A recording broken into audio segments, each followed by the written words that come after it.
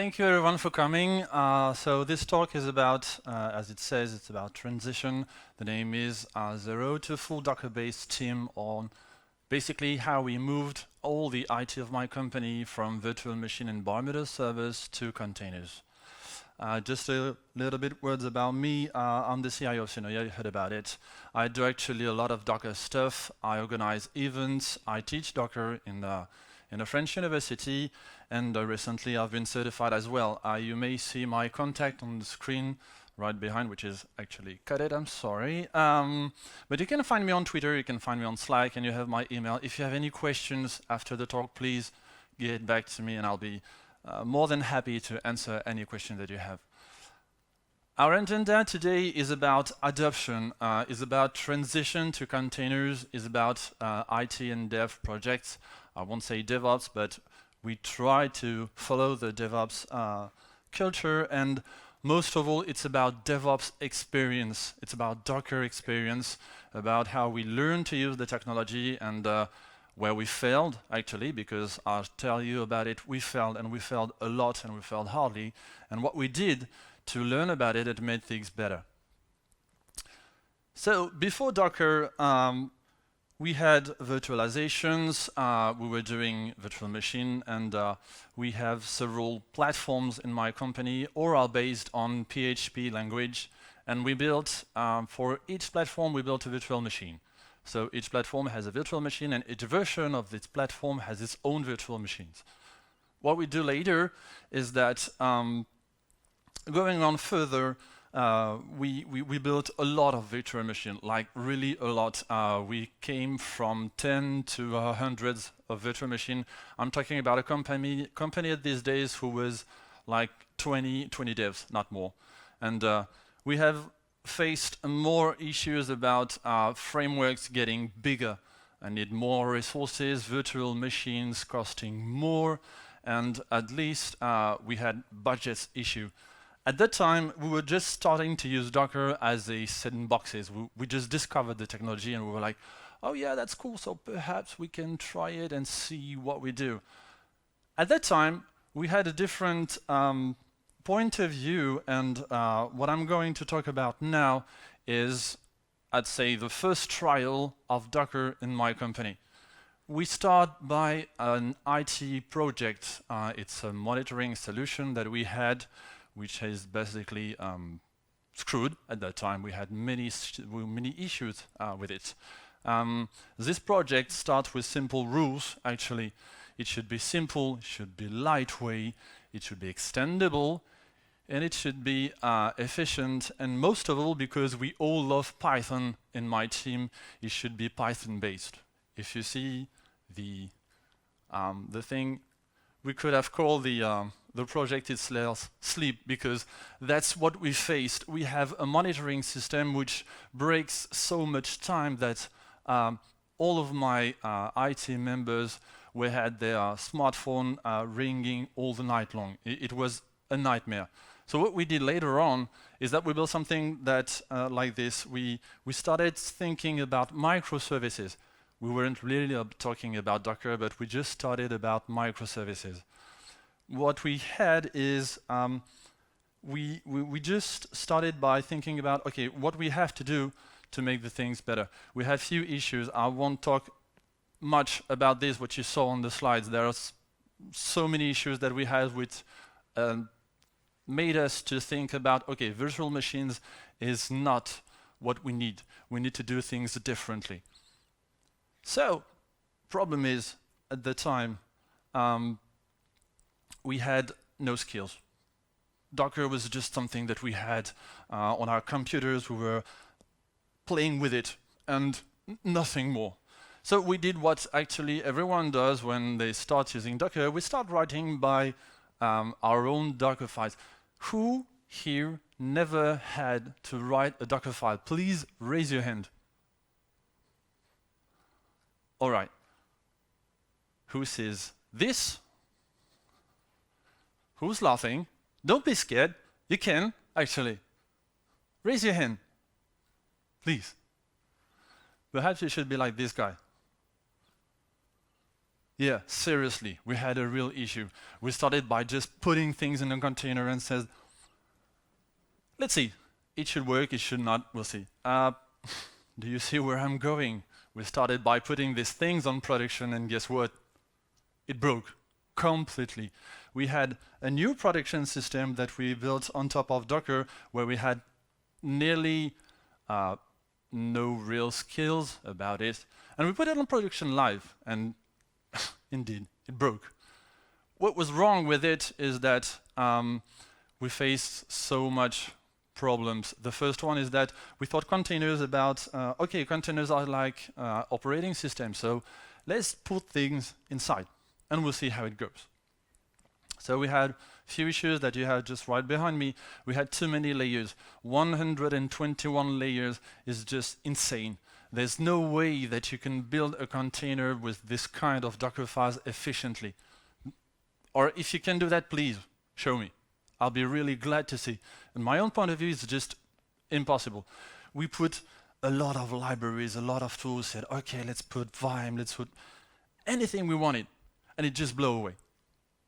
But as we were a team and that we were working together, we start by thinking, okay, I think we can do things better. We started from the ground up and started to apply best practices, writing things better. Started by thinking, okay, perhaps we should have a very simple CI/CD systems. We start by doing some linting, so we try to have an automatic system which will check all our Docker files to say, okay, this is wrong, never do that again. And a lot of things.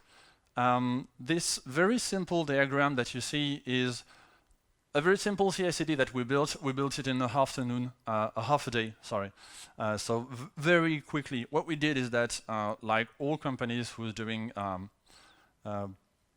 coding, we use webhooks. We use a solution which is called Drone. Drone is a CI/CD solution entirely based on top of Docker.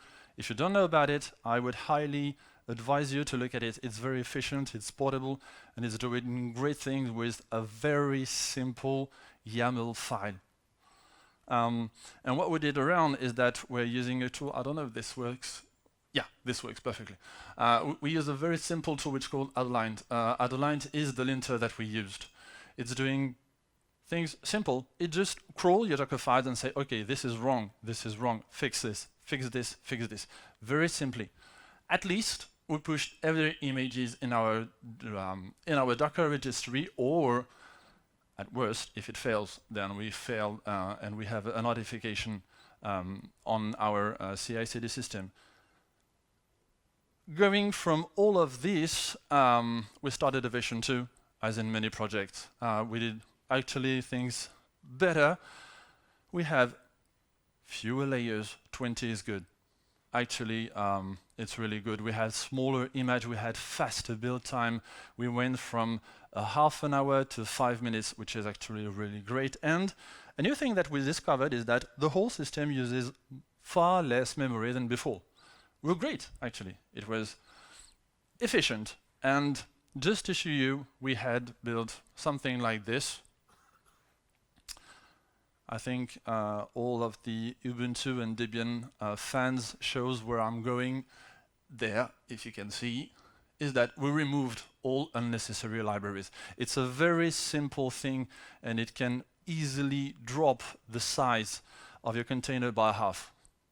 If you never did this, I would highly advise you to do it right away. And we put it on production. And on production, it was like, Dora, behind me, we did it, it worked. We rebuilt everything using Docker. We went from the ground up, and the project worked. We had what I called epic loots, no more dependencies issues. We had a very extensible system that we could replace every part without having to rebuild everything. We could split it up on as many systems as we wanted. We had something that was better, faster, and which cost us far less money than before. So what we learned is that, as I said, containers are not virtual machines. one of my best advice is build everything started from the official image. I know that most of us are trying to start by using images that you can find on the Docker Hub. Don't do it. Learn step by step. Do things small, but do things fast.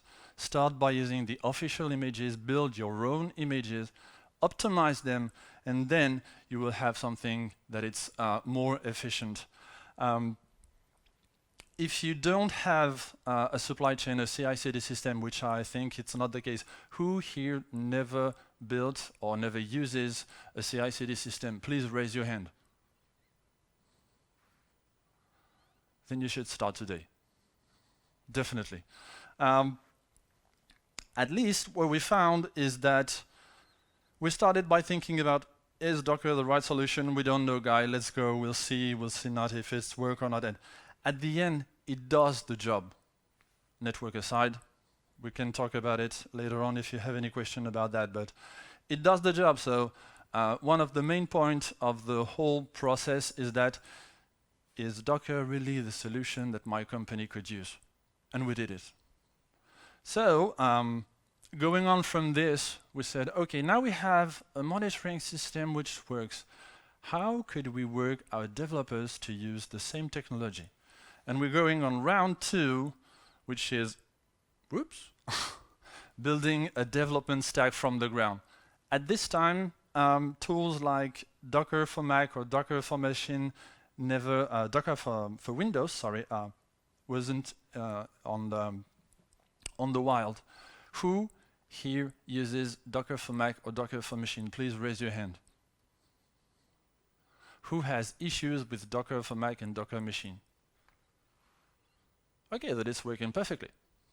Cool. It wasn't here, so we had to build our own. And like before, we had to put some challenges on it. Basically, we wouldn't want to have our developers to come to my team and say, I wanna use the very new version of the thing. Can you build something for me? We wanted to have our developers to be more autonomous. We wanted to make things faster, to deliver new tools faster, and most of all, we wanted to reduce our costs. So, as the same before, we put some rules. We wanted something to be lightweight. I hate things that eats memory. It's just a nightmare for me. Perhaps you know it, or perhaps you, for those who I've already seen and talked with, I'm an open source addict. I love using open source tools, so that's one of the main points. I wanted to have something that we can get our hands on and adapt it anywhere as we wanted.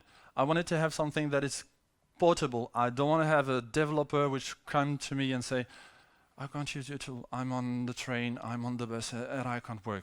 This isn't acceptable on our side. And to last things, I want to make things simple, as always, and extendable. We wanted to have something that we can extend infinitely by adding some tools, adding some scripts, or just rebuilding things if you want. And word for this nice name, who knows what Lopez means? Because actually it's a real word. Nobody? Lopez has 2 meanings. A slow pace of running, which is actually what I really wanted in this project. And the second one is son of a wolf. You will understand why later on. So, moving on, we have chosen open source tools that you have right behind me, sorry. VirtualBox, Vagrant, Boot to Docker, and some Docker tools. Who here uses VirtualBox as his own development environment? 1, 2, 3, 6. Okay. No issues with it. It works perfectly. No problem. All right. Then you're luckier than we were, because by that time when we started by deliver the tool that we have made for our developers, honestly, our developers were looking like this.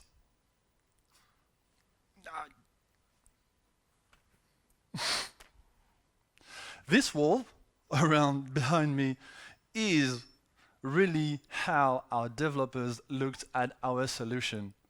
They were so angry that I don't know, it was just insane. So we built again everything. Uh, the problem is that at that time, our developers and my team weren't really working together. So we built something that we said, okay, guys, go on, use it. It's great for your development, guys. Actually, it's not. We forgot a few things, actually. The first one is we have never tested. Well, we didn't test our development with the framework that our developer used to build the tools to our clients. Never. We involved them at the end. We said, okay, we have finished. Would you want to test it, please? I was talking about VirtualBox because we had a lot of breakage. Every version breaks everything, and every version that VirtualBox put on the wild breaks the whole system, which is funny, I could say. So what we did is that we started to work differently. This point is very important. Talk to your developers, work with them, collect their concern, involve them in the project, work with them, build a testing protocol, let them test, let them break things. There's no issue in this. If you don't do this, whatever the tools you'll build, it won't fit their needs. Never. One thing that we learned, and it's probably the funniest, is that we started by invest into our developers. What I mean is that we start to give them some time to listen to their questions, to listen to their concerns, and actually it works pretty great. They were involved at the start, they had a lot of questions, they had a lot of great ideas that help us bringing new tools, making things better. And what we did at last is training our developers. Instead of, okay guys, we have finished, here it goes. We said, come on, we'll show you how it works. We'll train you, you'll learn how to use this new tool, and then you'll probably, and we hope that you'll help us to make things better. So what we did is that we built a new system. We dropped what was for us a nightmare. We built some tools. We worked with them to make something that it's customizable, highly customizable. I'll be glad to share some sources if you want it. And actually, they were really happy. Just for a reminder, this project is how we can use Docker in the whole company. It's not something like, okay, it's a side project and we'll see how it goes. We leave the solution to them. They tested it, they worked with it, they had some feedback, they had some great feedbacks, and we work a lot with them to fix the solution. Just a few words about that. If you're going to use Docker as a development platform, don't do what we did nowadays. There's two tools that works very perfectly, and they do a great job, which are Docker for Mac and Docker for Windows. Use them. Don't build the system yourself. You'll face nightmares, really. And so, basically, what we have, remember the wolf? Kind of funny, but for us it was kind of a nightmare. Well, they completely adopted the system. They were so fun and they were so happy with the system, so that they just said, okay, now I know I can use this, I can do this. What if we start by making our own images? Now that you have trained us, we know how to do this. And we won.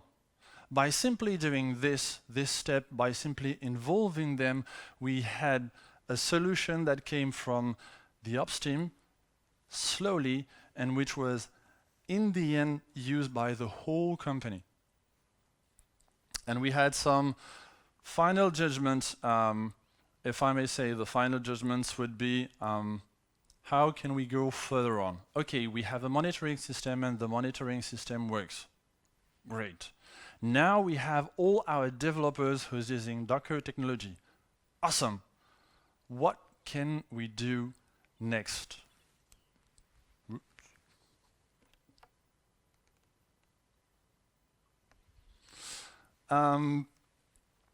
we start by thinking and leaving the solution to our developers and leaving some space just to get their hands on. What we discovered is something very interesting.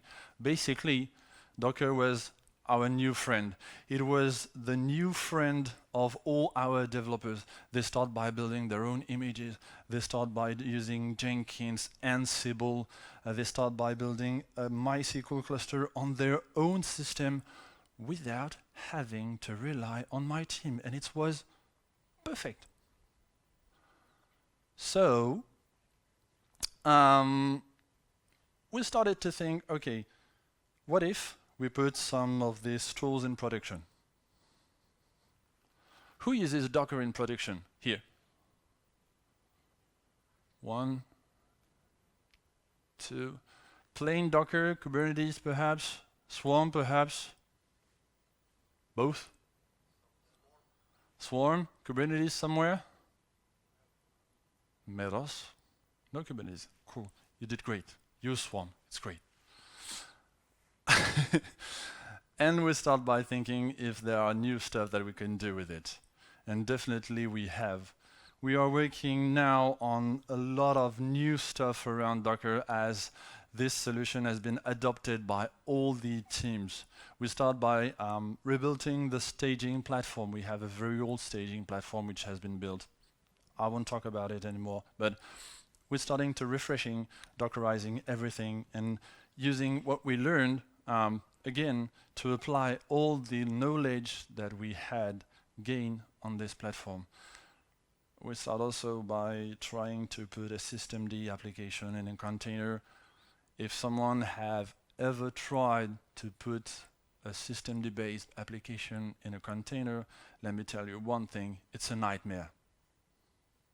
If you can't do without systemd, well, good luck. That's all that I can say. Good luck. We're working on this, just for example, for 3 weeks. We still haven't faced, I think, all the issues that we could face, and it will probably fail. And honestly, I don't care if it fails. It's just a project that we have, and my main point is, can we or can we not fix things using Docker? The last point in our project is how could we use Docker in production for our hosting systems? Nowadays we're using virtual machines, we are using bare metal systems, servers that we have on several partners, and we start by thinking, what if we now do Docker in production?